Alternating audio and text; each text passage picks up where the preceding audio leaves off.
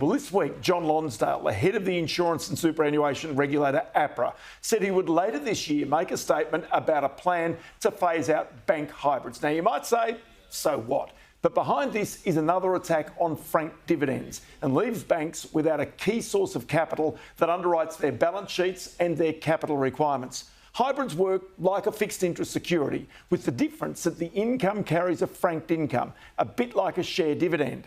But in the wake of the near collapse of Credit Suisse, which was taken over by UBS, and the wipeout of its hybrid security owners, APRA judged that many investors in Australia do not understand the risks within hybrids. But is really the answer to simply ban them?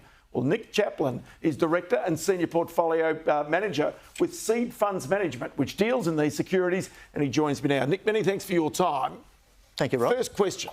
Is banning these things the right thing to do in these circumstances? I don't think it's necessary at all. They've functioned very well for 25 years.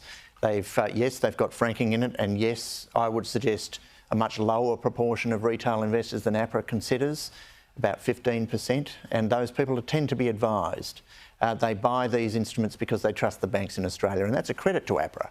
They've done a great job for 25 years. So, all right, there's about $43 billion worth of these hybrids on security right now. So it's a large amount of money.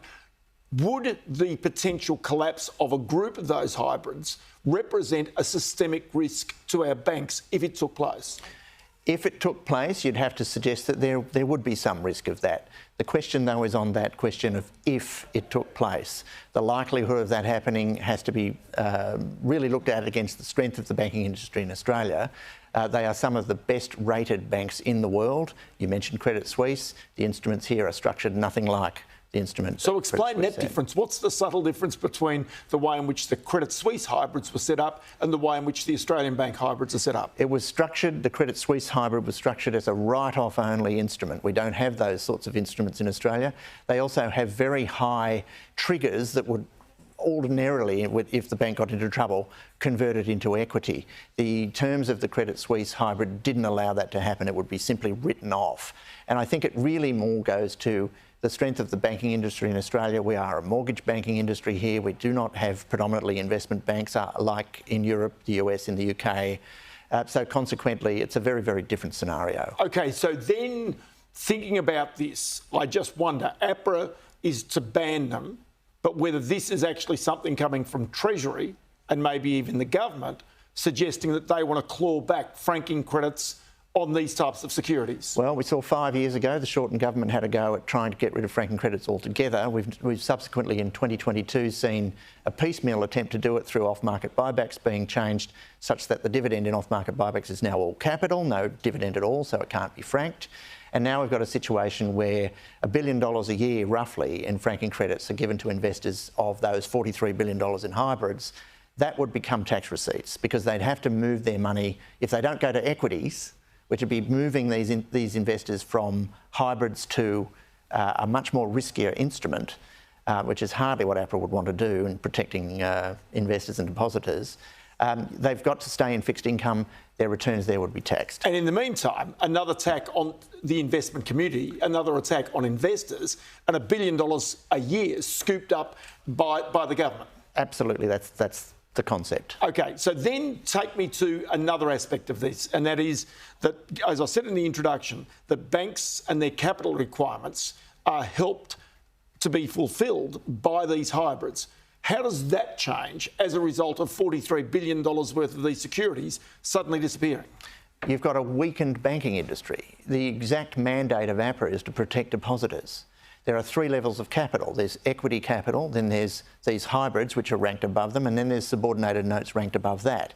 If you take that middle, if you think of it as a Jenga tower, if you take that piece of wood out, the rest of it falls down. It's less safe, it's closer to collapse. But wouldn't the bank simply issue more of their Tier 1, Tier 2 capital type things, and so issue more bonds, and so therefore, as a result, just make up this shortfall? Well, APRA has said you'll replace the 1.5% of hybrid capital with 0.25% equity and 1.25% Tier 2. They haven't said what type of Tier 2. The assumption is it's the form that we have now. However, Standard & Poor's have said already, if APRA proceeds to do this, clearly the Tier 2, which ranks above the hybrids, would be downgraded because it has less capital underneath it. You're taking away that capital. Yes, they'll replace it, but they're replacing it predominantly with weaker forms of capital. OK, so then that raises another issue as to whether Australian banks then comply with international requirements, the Basel requirements, which are so vital to Australia's banking system and so vital for Australian banks going overseas to raise funds that they need here to lend as business loans or home loans, for example. That's right. That becomes part of reputation if you're following the Basel rules. Now, APRA has been excellent for a quarter of a century and very, very conservative. But here we have a situation where actually there's a piece of this proposal that will mean standardised banks, the smaller banks in Australia, away from the majors, will be holding less capital than they currently do by 1.5%. They're suggesting that they don't need to fill up from the minimum to replace the hybrids. So, Nick, I noticed that we don't ban smoking. We haven't got an outright ban on smoking in Australia. Yep. Now, we know that smoking is bad for you. We know there are risks in smoking, but there is not an outright ban. But we're suggesting an outright ban on hybrid securities. There is a risk in hybrid securities, but we're going to ban them. There is a similarity there, isn't there? There is a very good similarity there. I think APRA would, and ASIC and some of the government would suggest that people know the risks of smoking, so it's up to them. But wouldn't people be informed of the risks of hybrid securities and therefore the risk would be up to them? They would, and in fact you could argue that they are through the prospectus. We've had for decades the ASIC having a go at hybrids on the basis that they believe people don't understand them. I've spoken to investors for the best part of 25 years and thousands of them, from large, well-oiled family offices to a couple with their superannuation. These people are not buying hybrids on the basis that they heard about them and think they might be good because they've got a high yield. They're buying them because they trust the Australian banking We system. haven't banned Bitcoin, for example. No, perhaps we should. See, there's an interesting thing on those same grounds. So then it comes down to this whole notion of where risk lies. Can you tell me one other thing? $43 billion worth of hybrids.